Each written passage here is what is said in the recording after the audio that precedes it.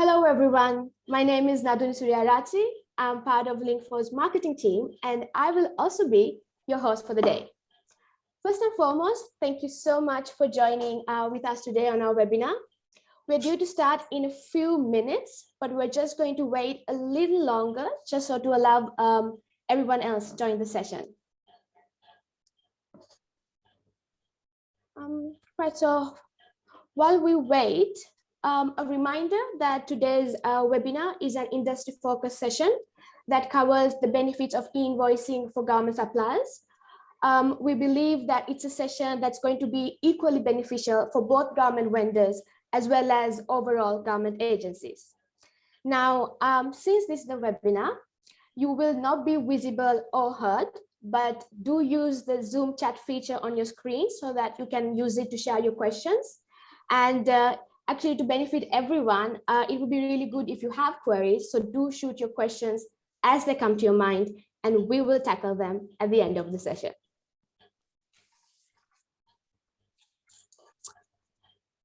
All right, I think we can start now.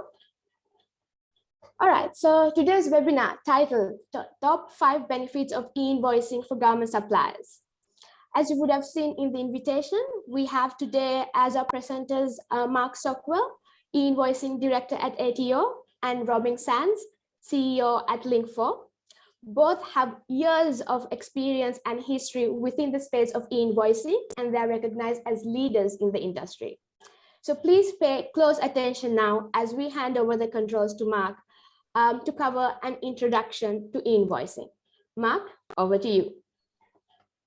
Thank you, Naduni, and hi everyone. Great to be here for this afternoon session. As Naduni said, please, if any questions come up to your mind, please drop them in the chat and we'll be able to address them towards the end of the session.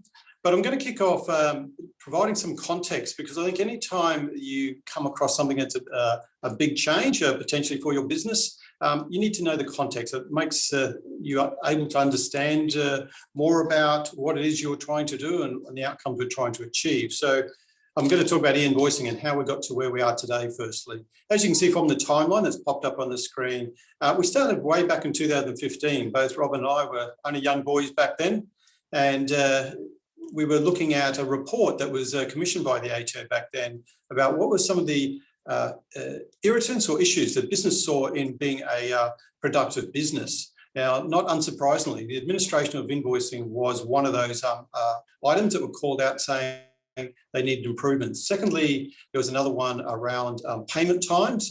In Australia, we weren't that great at payers. And thirdly, there was a bit of an imbalance in the market.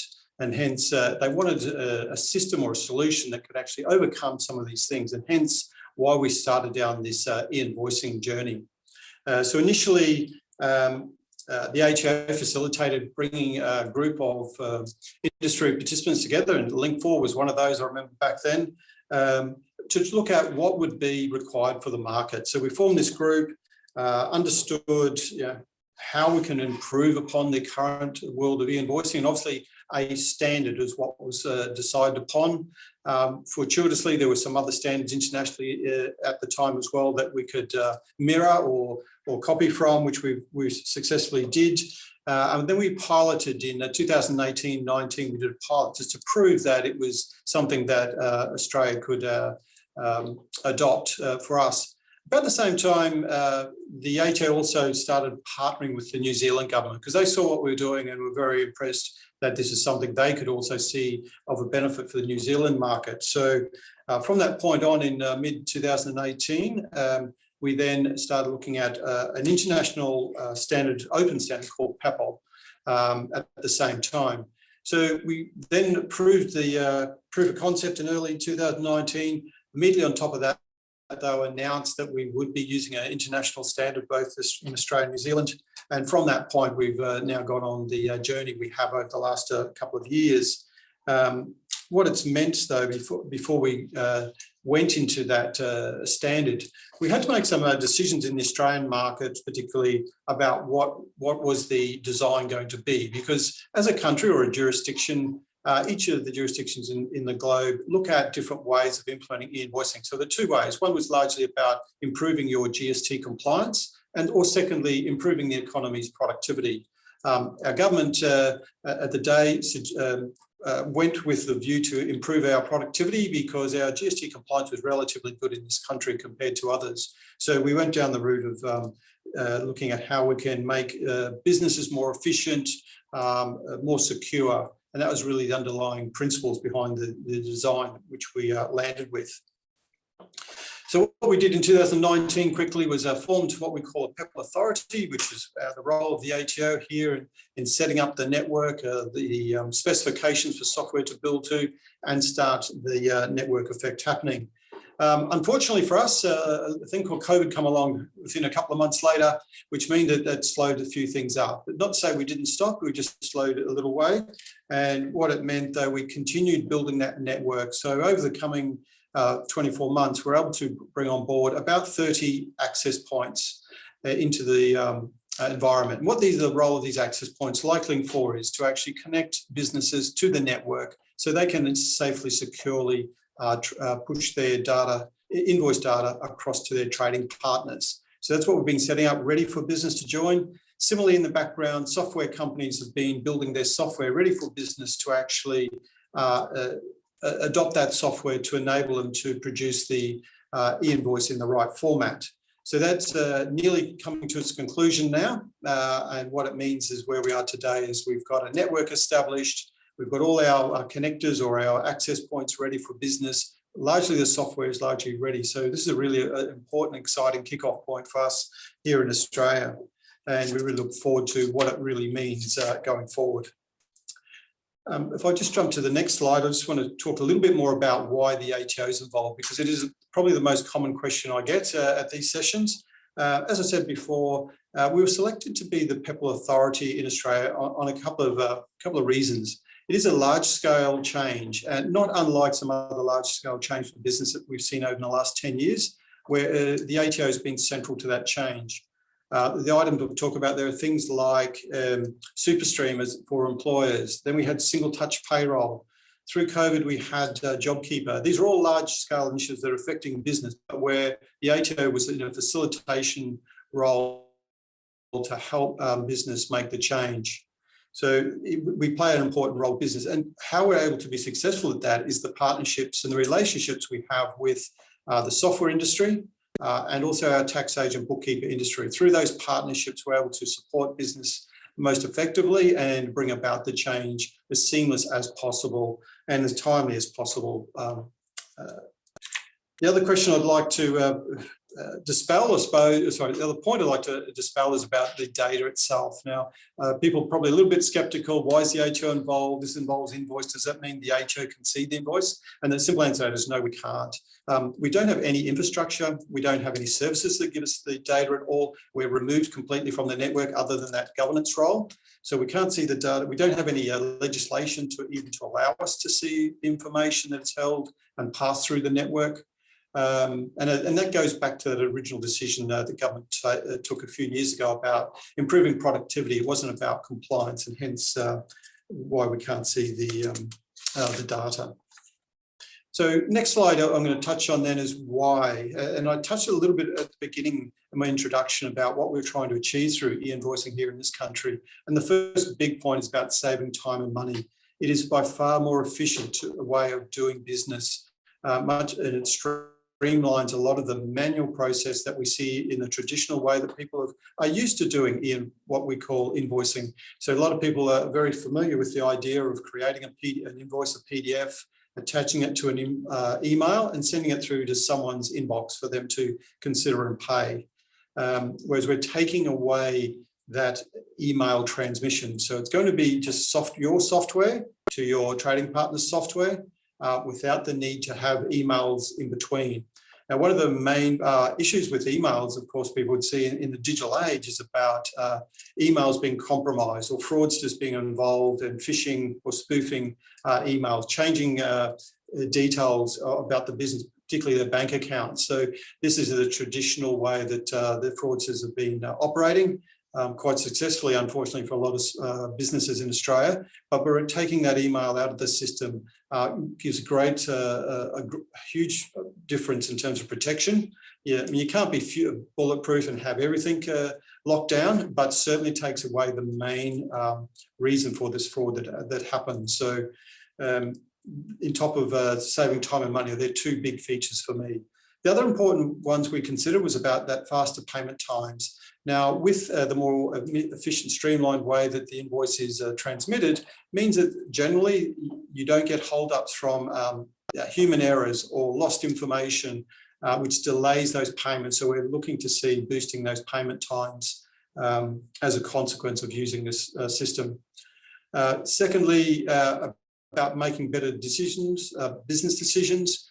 You're having more real-time information provided through your network, through your software solution. So it gives you more powerful information to actually look at how to track, monitor your trade through the course of the year.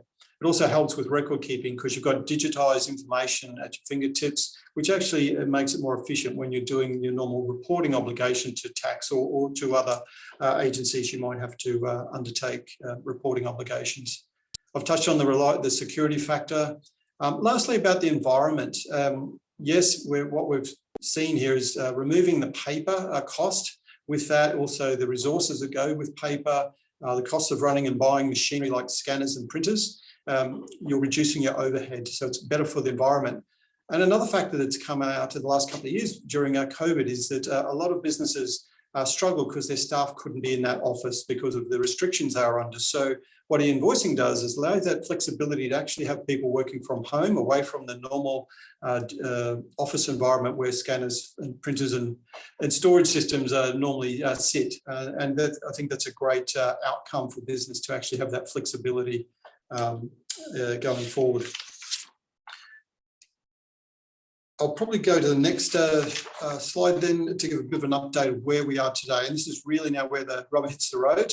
I talked about at the beginning about government being ready. So what we've done over the last 2 years is have a mandate for federal government agencies, about 98 agencies, which we've been working with the ATO here to have them ready.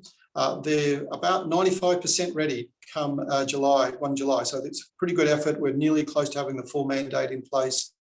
And what that does is allows the business suppliers to government to safely now send e-invoices through those all government agencies, federal government agencies, I should say, and receive payment in 5 days. Initially, in the early stages of the mandate, we were paying up to $1 million of a contract value, whereas we've just removed that. So going into 1 July next or Friday, you'll be able to have all payments that go through. If not able to meet the 5 days, there would be interest payment on that amount. So I just would ask people just to be cautious over the next couple of weeks as these agencies have to change their processing to suit with the invoicing. Hopefully things go smoothly as possible, but I just kind of manage expectations. They're still embedding in the changes to their processes, but they are ready. The next group is also a government supplier to state governments. There's a couple of states that are ahead of the others. Now, New South Wales is nearly fully ready, so most agencies in the New South Wales area is able to receive invoices, and similarly is South Australia. So they're not quite there in South Australia. They're just updating the final few agencies, but they're fairly well ready, and you'll be able to send invoices through to them as well.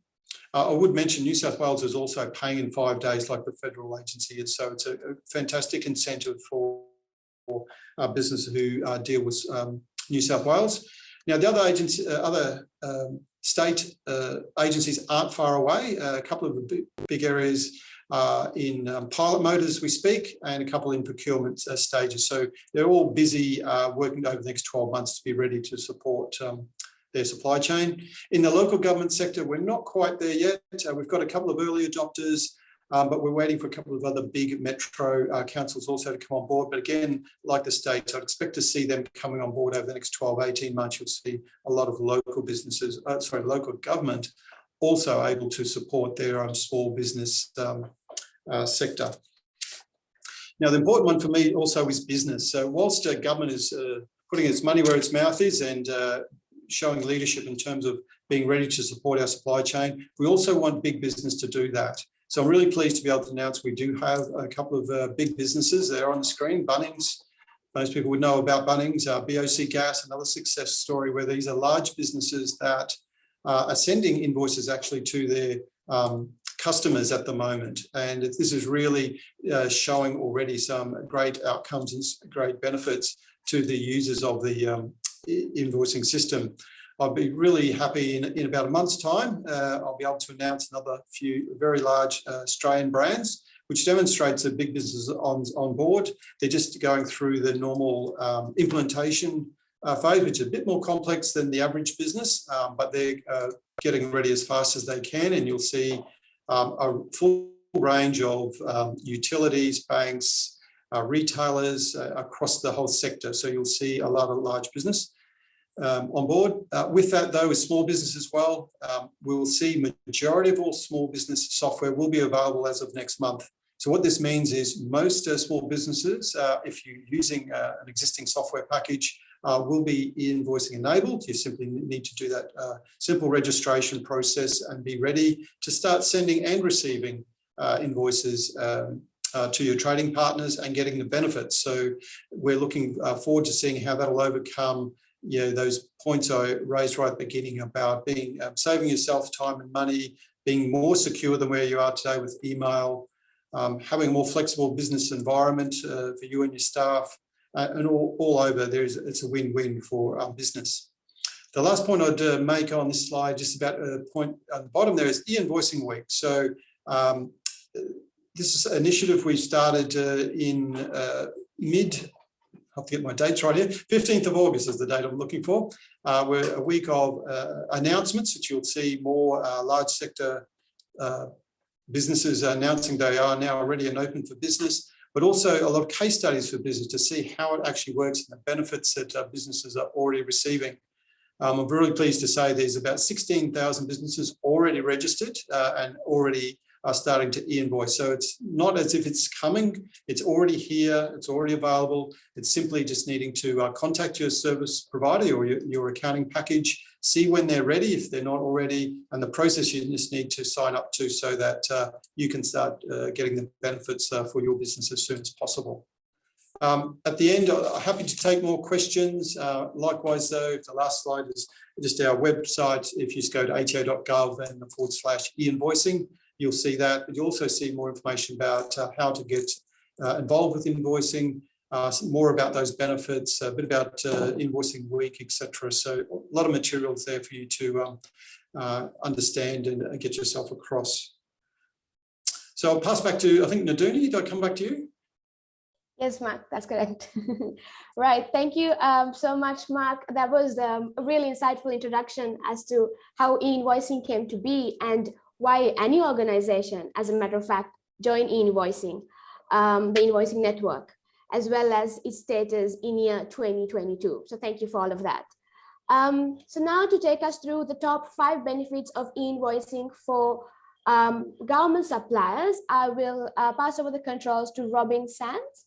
Robin, the platform is yours. Thank you, Naduni, appreciate that. And thank you, Mark.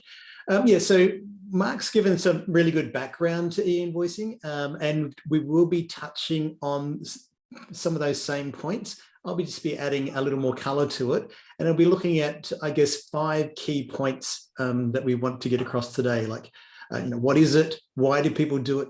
Who's doing it now?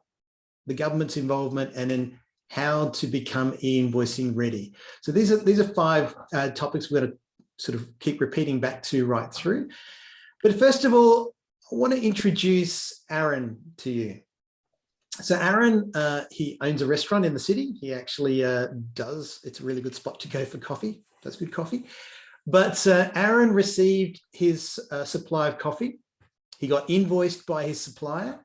It was exactly what he was looking for. So he paid the invoice, which is logical. It's all good. But the supplier didn't see the money. Now, why is that? Aaron got affected by a payment redirection scam.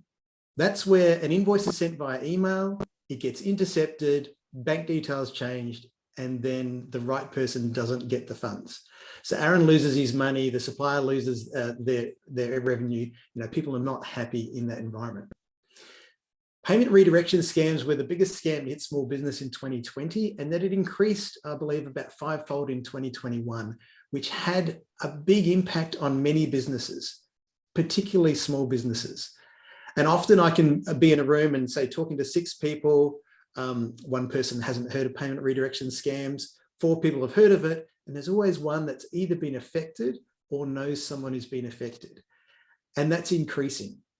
Now, this can be, the example here we're talking about is with coffee, but it can be with pool supplies. It can be with providing employment side of things to people. It can be services. It can be, well, out of Talon Bend in South Australia, that there was the netball club that resurfaced their netball courts, all got affected. So there's a lot of different businesses that can be affected. We just have to remember, email is not safe. Like sending a PDF or sending an email, it's not safe. So e-invoicing gets around that.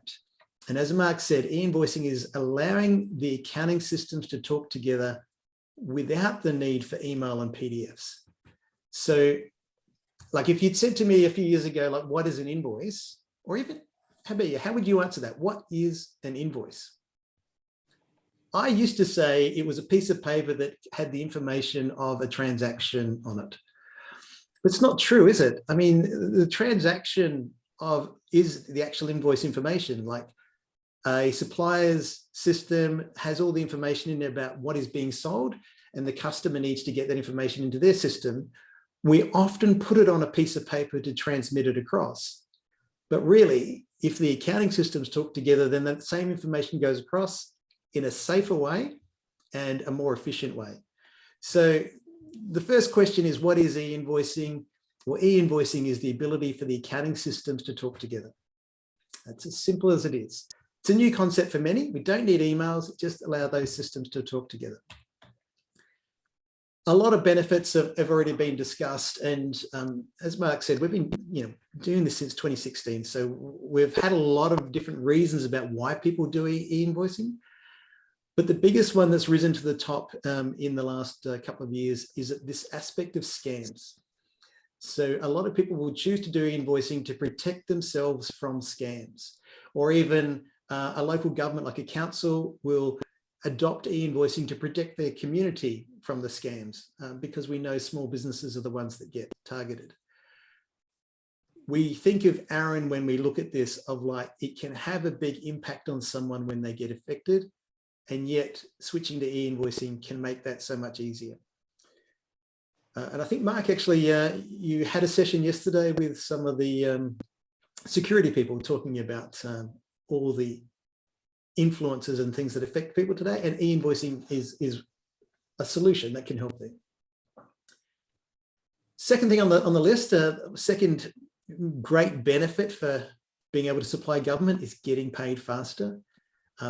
Payments within 5 days, which is what Mark mentioned, not just for the federal government, but also New South Wales government. Paying within 5 days, especially for small business, very important. It really does help them out. It's a very positive thing. Is that happening? From what we've seen, yep, it happens. We've seen people paid on the same day they submit their invoice. We've seen people get paid like through the week.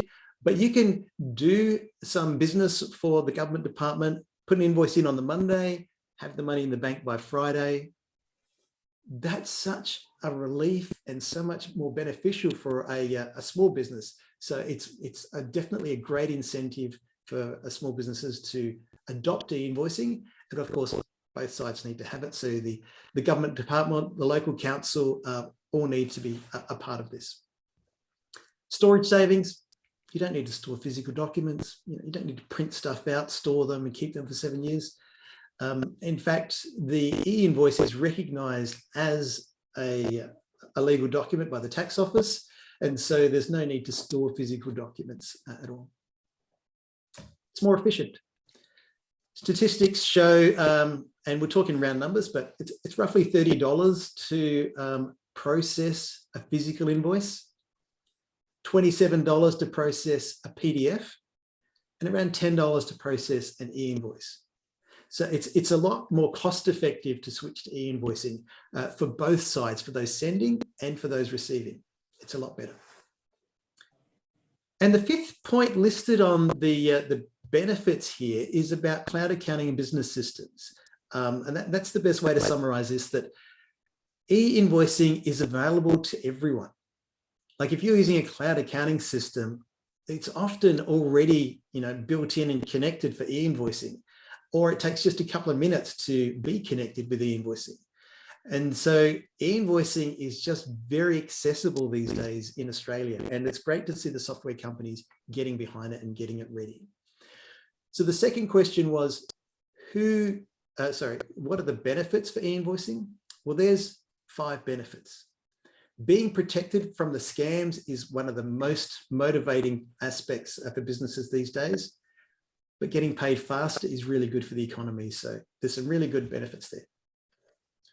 Who's doing e-invoicing? We're going to stay on this same slide because there's a lot of logos and that they're from accounting systems, which cover the majority of systems used in Australia today. So we think of a small business, they'd be using Xero, MyOb, QuickBooks. We made these ones available for e-invoicing in 2016. So e-invoicing has been there for small businesses to use. And it just takes a couple of minutes to sign up and be active. There is a KYC process or a know your customer process. So you just have to prove who you are. There is, we can't let everyone just get onto the network. But the aspect that someone can sign up for free, for most of these small businesses, they can do e-invoicing for free. They can sign up and be active very quick, means that there's benefits for them to be achieving much faster. And Mark mentioned there's like 16,000 people connected on the network now, 16,000 businesses. I'm comfortable saying there's at least 16,000 small businesses that are doing e-invoicing now. There are some large ones, there are some government departments, but I think there's at least 16,000 small businesses within your communities and things that are already there. In fact, one of the services Link4 provides is to help identify which ones of your customers, which ones of your suppliers are already on the network. So if you provide us with the ABNs of your customers or suppliers, no identifying information, just the ABNs, we run it through the system and it pops out and says how many of them are already on the network. Often, which we've found recently with small businesses, there's a lot in the community active with them, and a local council will go, I didn't know so many of the businesses around us were already doing it. It's there. So we're definitely looking forward to that number increasing. So we said 16,000. Well, that's what it is today, which is more than the last number I heard actually, because that number is increasing every day. And I'm sure in the next month, 2 months, there's actually going to be a bit of a wave happening, especially as we lead up to e-invoicing week, as Mark mentioned. But we've also got IBM, SAP, other large systems on there. They can all do e-invoicing. And in fact, some of them have been doing EDI or the prelude to e-invoicing for many years, and they don't have to take too much of a process change to switch to e-invoicing. Bit of a technical change, but they can switch over as well. So pretty much anyone who's got an accounting system, especially if it's connected to the network, can do e-invoicing. So what is the government doing? And I'm conscious of everything that Mark mentioned there, but there was a statement that came out from the Prime Minister a few years ago saying Australia would save $3 billion a year if just 15% of businesses did it. I think the goal of 15% is really low, and I think we can actually definitely go past that in the next couple of years. But the economic benefits to our country are significant, and I think it's really good to be able to see this. So there is the mandate for federal government. Mark said July, I'm saying June, just because we have to get people up and running by June. But anyway, by Friday, the government departments, if you're sending an invoice to a government department, by Friday, they should be able to respond to that as an e-invoice, accept it as an e-invoice, pay it within 5 days, and that is a good thing. There's also the business e-invoicing right. And I know Mark didn't mention this. This was started by the Department of Treasury earlier this year. and they were gathering information around whether the business e-invoicing right should actually be brought out. Been a change of government in the meantime, and so we're still waiting to see how the new government will respond to the recommendations from Treasury. But basically, the business e-invoicing right talks about whether all businesses should be doing e-invoicing, or should it just be government departments? Should it just be big business? Should it be everybody? And there's been a lot of discussion around the benefits and who's going to benefit the most. I personally feel small businesses benefit the most from e-invoicing, and so we should encourage them to do it. And in fact, if a business has an ABN and is registered for GST, I believe these are the ones that will benefit greatly from e-invoicing. So hopefully there will be a push for everyone to be getting onto the e-invoicing network sooner rather than later. Of course, we're talking here about the government and what the government's doing around e-invoicing. E-invoicing was started with business. There's business reasons for doing it. The government see that those reasons are there. They see the economic benefits that we're talking about. That's why the government is supporting it. But really, it's not just for government. The government are taking the lead now, and they're the ones paying faster and doing a lot around it. But this is for all businesses. And of course, and I don't have it mentioned here, but the e-invoicing week coming up mid-August, August 15th, that's going to help raise awareness for all businesses to know what e-invoicing is and for them to know how they can become a part of it. So there's very good support from the government, and I think it's a very positive direction that we're going in. E-invoicing works best when everyone's a part of it. So all government departments, local councils, state government, federal government, all getting behind e-invoicing definitely supports the community. How do you become e-invoicing enabled? Like what's the steps? First up, if you've got a cloud accounting system, which many small businesses do, all they have to do is create an account. It's an online thing. Just get online, create an account, connect up your accounting system, and you're done. Within a couple of minutes, any small business can be active with e-invoicing with their cloud accounting system. A larger organization has an ERP system, or potentially there could be a desktop software system that's not connected to the cloud. The simple answer for them is contact us. We'll tell you which options are available, because it does change depending on what your accounting system is. Let's say local government could be using Technology One, could be using Civica, could be using something else. And the answers are slightly different between these ones, but we know what they are. We can share with you what they do. And yes, we can actually support getting anyone onto e-invoicing with those systems.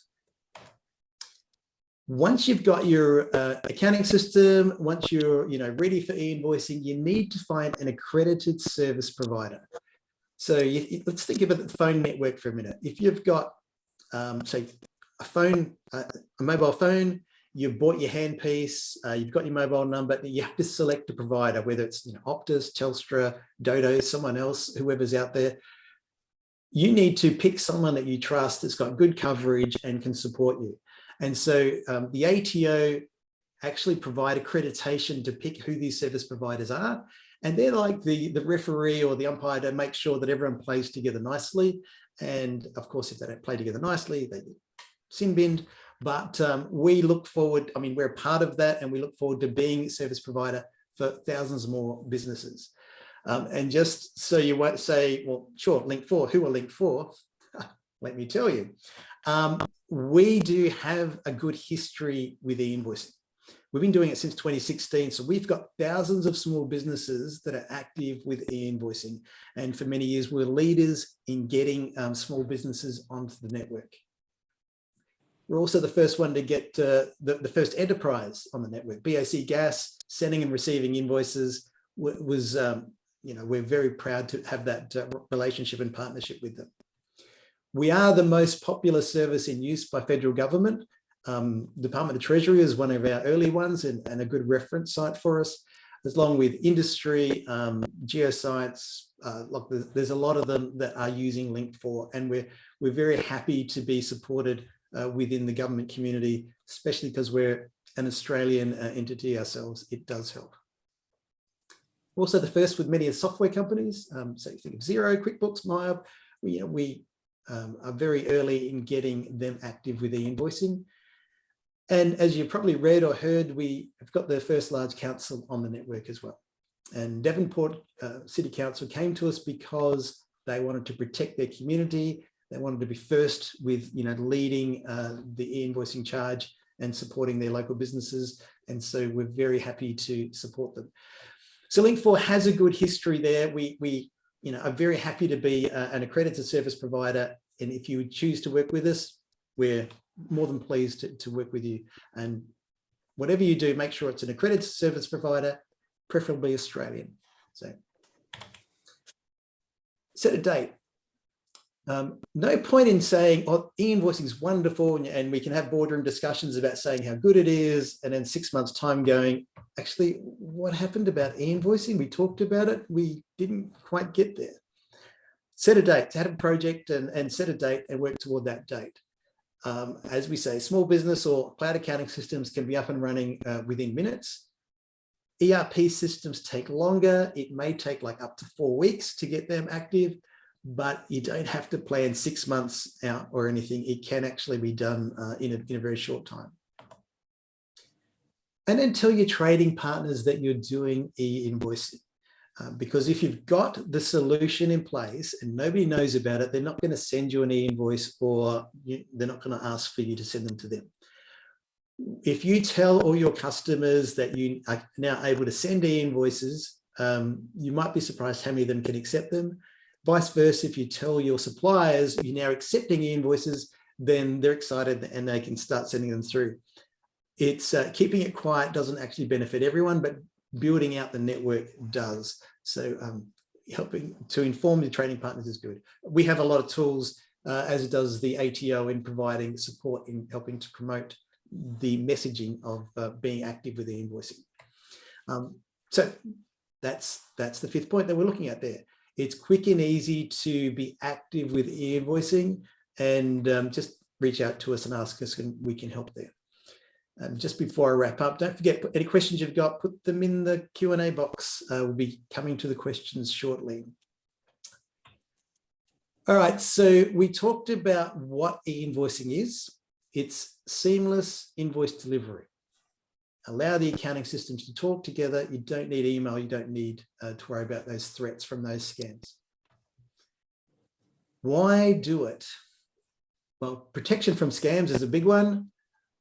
Faster cash flow does actually provide a lot of benefits. And there's other side of things that we've mentioned in there, including the fact that anyone can do it these days.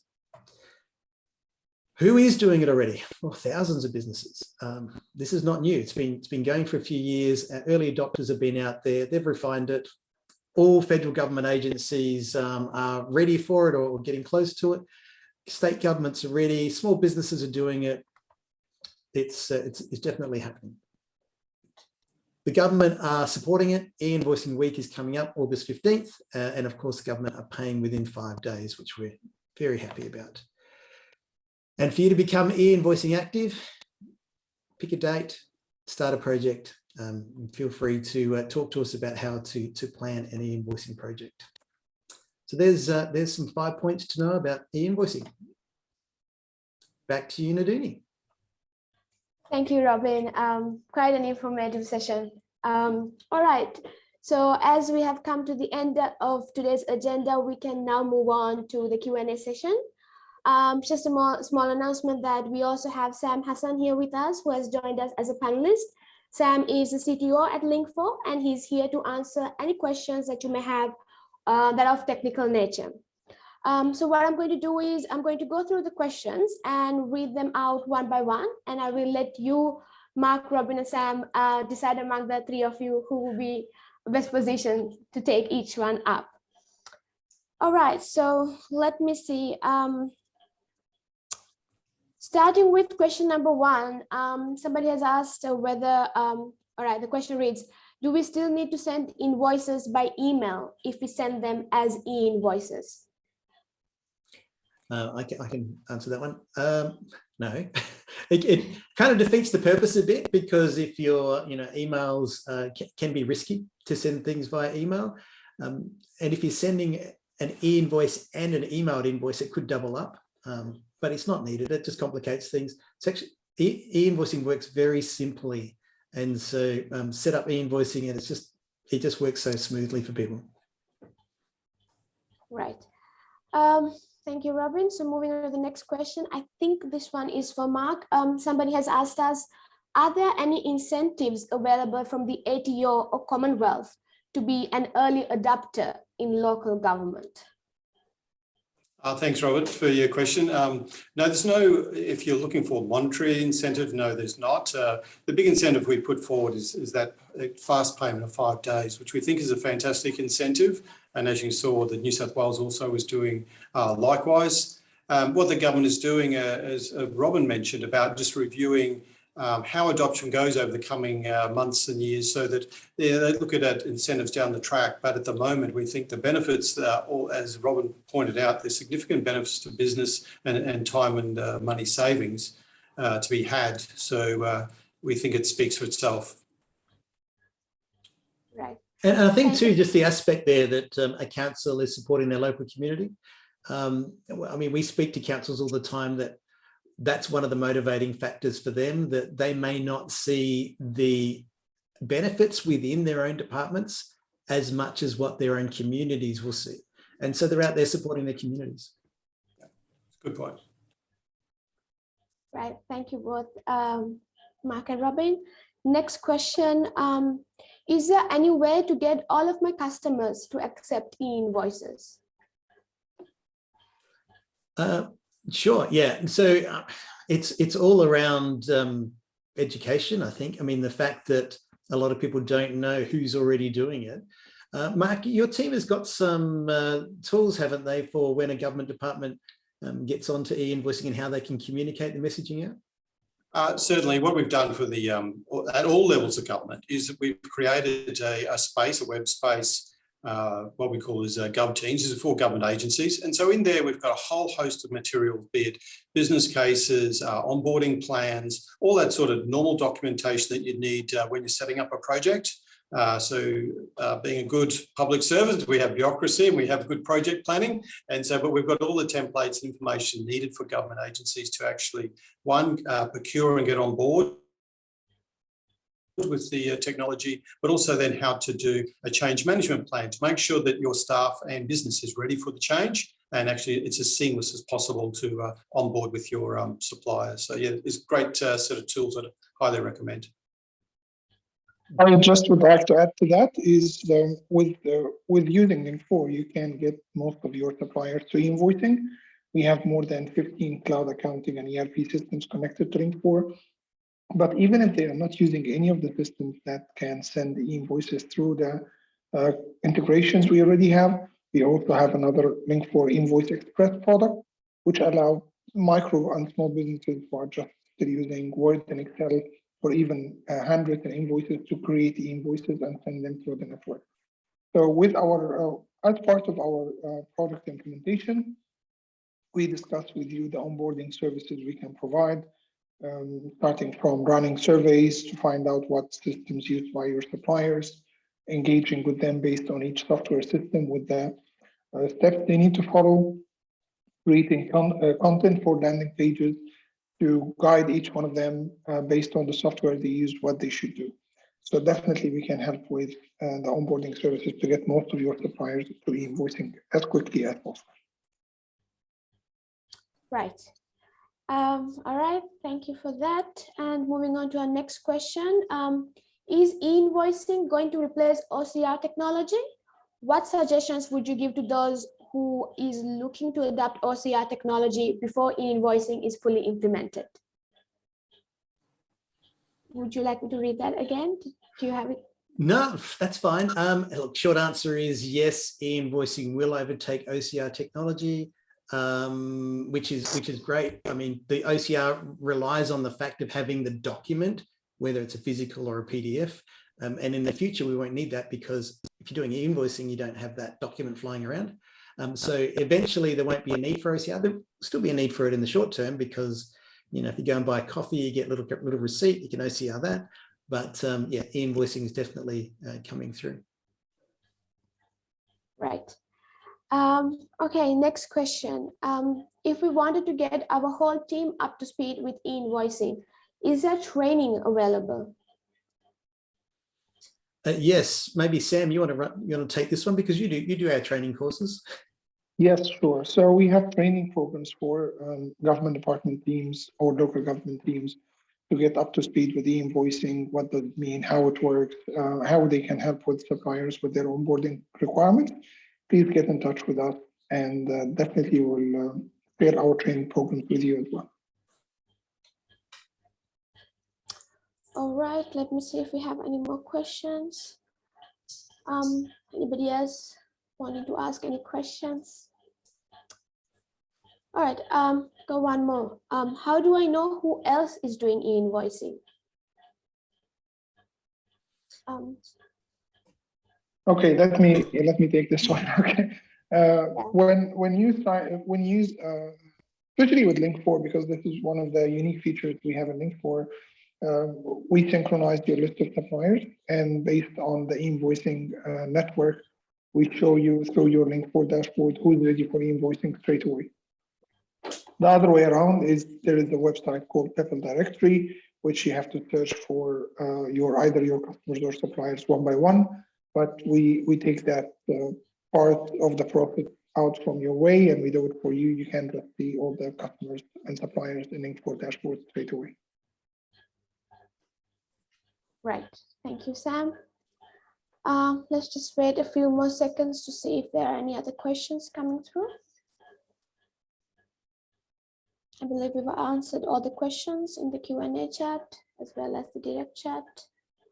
Good. All right, I don't really think there are any more questions coming in. So with that note, we can actually conclude today's webinar. Thank you, Mark, Robin, and Sam for sharing your knowledge about e-invoicing with the audience today, and with a special focus for government suppliers. Thank you to our audience who joined us today. Do stay tuned because we have some more events coming up, and they will be conducted by Link4, and they will be all virtual sessions in the space of e-invoicing, of course. So stay tuned, and we'll be making some announcements across our social media platforms as to how you can register for those events and join us. All right, so sorry, I was just thinking whether there was one more question. No. So in that case, yeah, you can enjoy the rest of your day, and thank you so much. Thank you. See ya. Thank you. Thanks, Bye. all the best. Bye.